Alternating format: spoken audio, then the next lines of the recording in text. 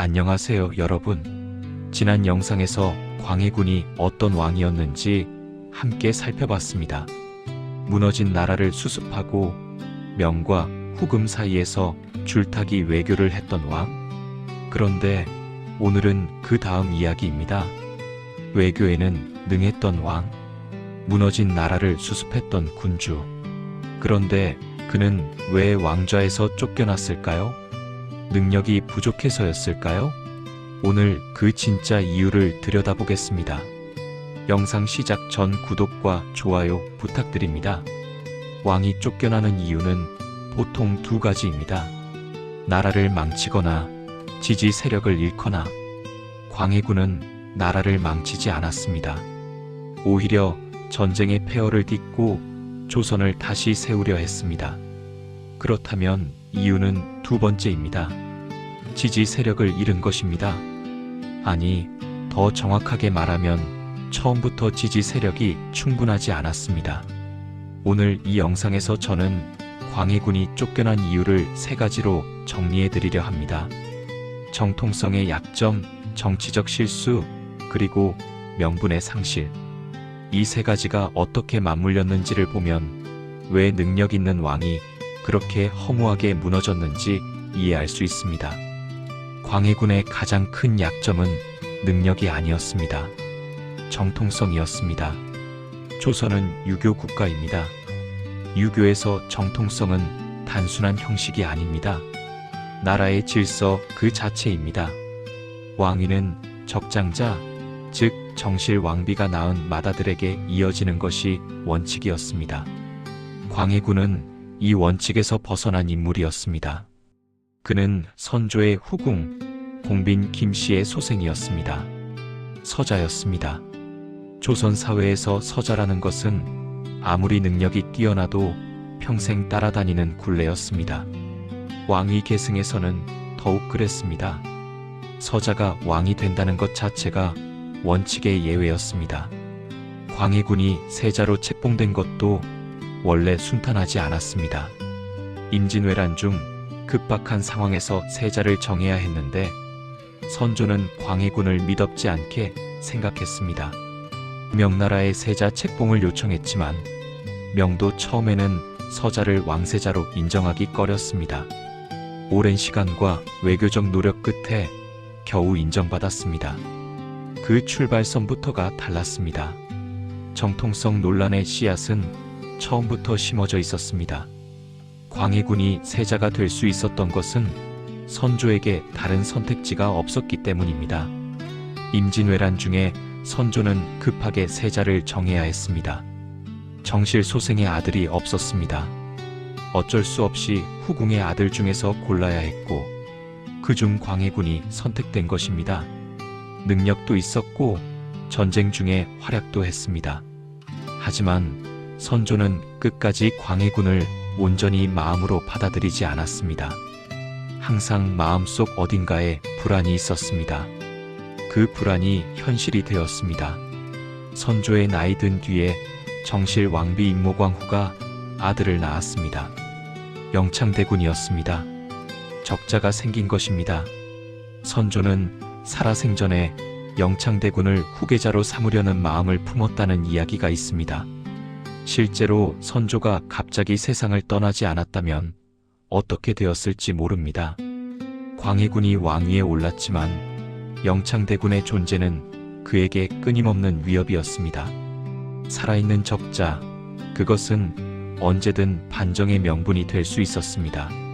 신하들의 눈으로 보면 어떻습니까? 서인 세력을 중심으로 한 신하들은 이미 광해군에게 불만이 많았습니다. 광해군을 지지하는 세력은 주로 대북파였습니다. 서인과 남인은 처음부터 대북파 중심의 광해군 정권에 불만을 품었습니다. 능력 있는 왕이라 해도 그 능력이 자기 세력의 이익으로 이어지지 않으면 신하들은 돌아섭니다. 조선의 정치가 그랬습니다. 그는 능력은 있었지만 정통성은 약했습니다. 그리고 정통성이 약한 왕이 정치적 실수까지 저지르면 어떻게 되는지 광해군의 이야기가 보여줍니다. 1613년 광해군이 왕이 된 지 5년째 되던 해 조정을 뒤흔든 사건이 터졌습니다. 개추곡사입니다. 선조의 유일한 적자 영창대군과 관련된 영모 사건이었습니다. 영창대군을 옹립하려 했다는 혐의로 수많은 사람들이 죽거나 유배되었습니다. 영창대군의 외할아버지 김제남도 처형되었습니다. 그리고 영창대군, 당시 나이 겨우 8살이었습니다. 영모를 꾸밀 수 있는 나이가 아닙니다. 하지만 살려둘 수 없었습니다. 광해군에게 영창대군의 존재 자체가 위협이었습니다. 영창대군은 강화도로 유배되었고 이듬해 그곳에서 죽었습니다. 8살에서 9살 사이의 어린 나이였습니다. 어떻게 죽었는지에 대해서는 여러 이야기가 있습니다. 방에 가두고 불을 떼서 죽였다는 설도 있습니다. 정확한 진실은 알 수 없지만 결과는 분명했습니다. 어린 왕자가 죽었습니다.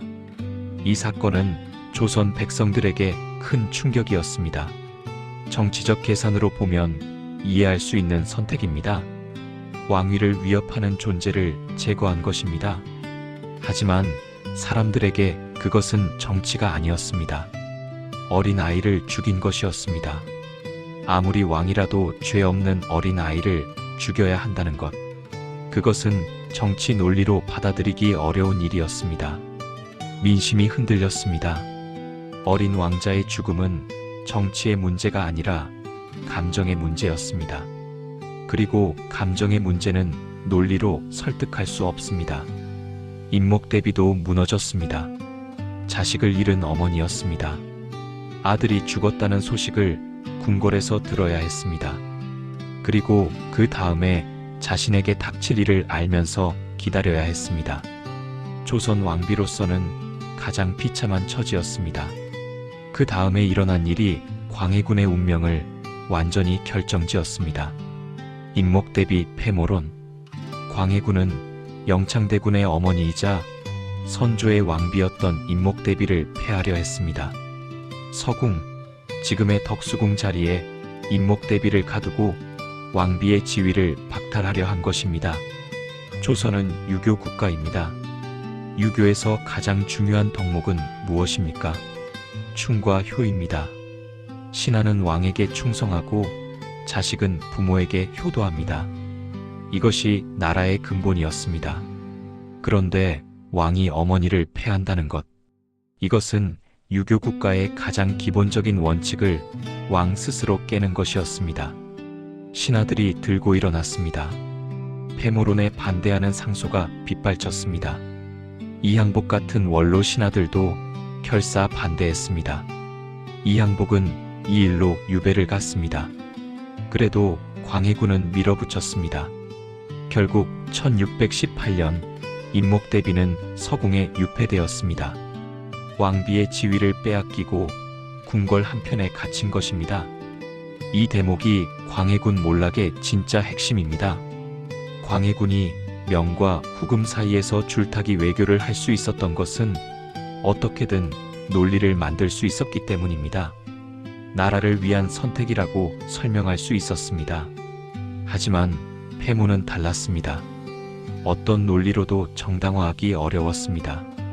유교 국가 조선에서 어머니를 폐한다는 것은 그 자체로 왕의 자격을 의심하게 만드는 일이었습니다. 조선은 외교보다 예를 중시했습니다. 아무리 현실적인 선택을 잘하는 왕이어도 예를 어기면 왕으로 인정받기 어려웠습니다. 당시 신하들의 반응을 보면 알 수 있습니다. 패모를 반대한 신하들 중에는 광해군 편이었던 사람들도 있었습니다. 즉, 이것은 단순히 반대 세력만의 문제가 아니었습니다. 광해군을 지지하던 사람들조차 이 결정만큼은 받아들일 수 없었습니다. 찬성한다고 해도 마음속으로는 불편했을 것입니다. 그것이 나중에 반정이 일어났을 때 저항하지 않은 이유 중 하나였을 것입니다. 정치적 고립도 깊어졌습니다.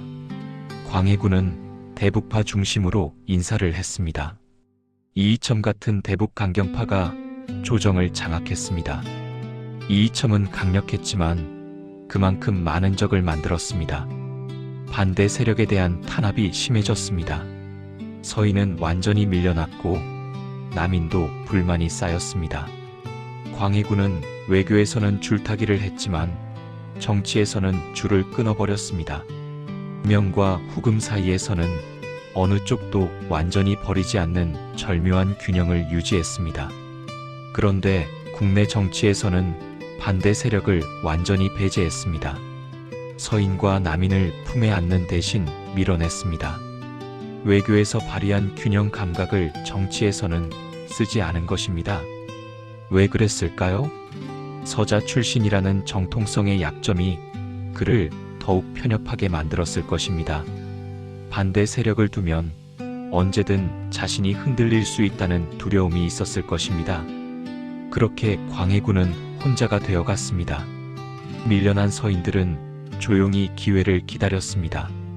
이귀, 김유, 최명길. 이들은 표면적으로는 조정에서 밀려나 있었지만 물밑에서 연락을 주고받았습니다.